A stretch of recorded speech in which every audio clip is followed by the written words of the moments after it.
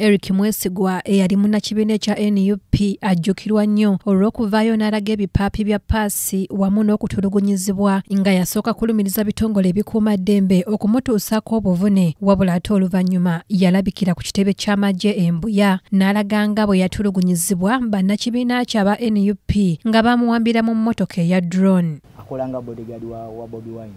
Nandukiramu ekintu kyonna nga bwe kindi sigamba nakola buti nego tofaayo togenda wulira pain yonna. So bajja ne bakukwata nga bakukwata balina biso bakukuba no banga toshawulira pain yonna. Ne bakola bakukoze ne bakutokyali nga bakusulaje bakusudde. Bamala okusula ne bakujja ne beflat government ekusudde ne bakutwala mu ddwaliro yonna ne kuwa treatment bichi byonna mwala ba media. Ono okuva ku olwo abadde taddangamu kulabikako wabula nga we twogerera embeera gye tumusanzemu yennyamiza. Yagamba nti affe twalinga mu nsiko eyo twajjanga ne twambalanga uniform za UPC n'ez'amagye ne tukola ebikolobero ne tutulugumbula abantu ne tubikola byonna tuvumaganye gavumenti.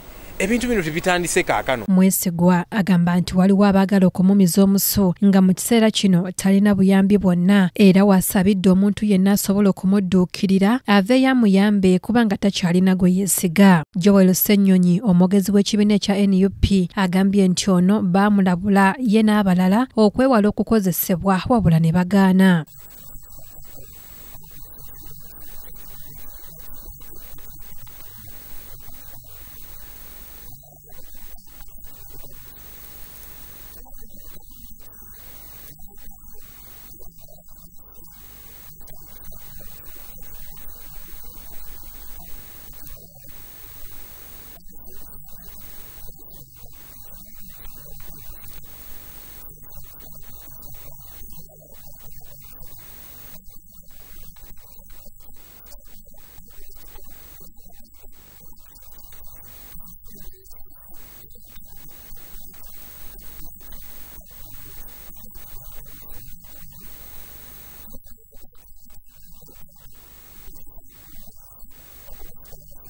Ku nsonga y'okuwamba abantu mu ggwanga munnakibiina ekya NRM Robert Kasule Ssebunnya agambye nti ebitongole ebikuuma ddembe birina okukyusa enkola gye bikolamu emirimu nga bakwata abantu abateeberezebwa okuba n'emisango.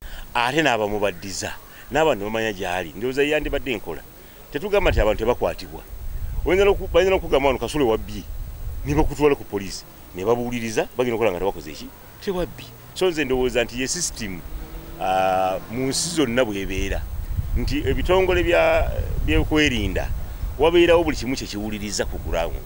So kiyinza okuba nga kiwuliriza bukyamu oba nga kiwuliriza butuufu. Ekikulu accountability. Bwe mukutta omuntu mumulaze eri abantu baabo omusango mugwogedde ye yennyini mumuwadde ekyanya n'aweebwa beeru oba taweereddwa beeru then omusango ne gutambula. Bino we bijjidde nga ne munnamawulire owa NUP Swabula ow'omukisa eyawambibwa ku lunaku olwokubiri naye yateereddwa ku kakalu ka poliisi okuva ekireka ku CMI wabula ng'ono yagguddwako omusango gw'obutujju.